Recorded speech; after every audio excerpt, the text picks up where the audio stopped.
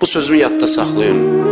Bu sözümə başımla cavab deyəm. Heç kim Allahı kitablardan tanımayıb.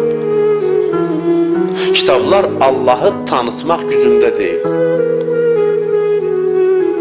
Kitablar Allahı tanımaqda kömək eləyə bilər, amma Allahı tanıtmayıb, köməkçi ola bilər. Kitabda Allah tanıdılmaz.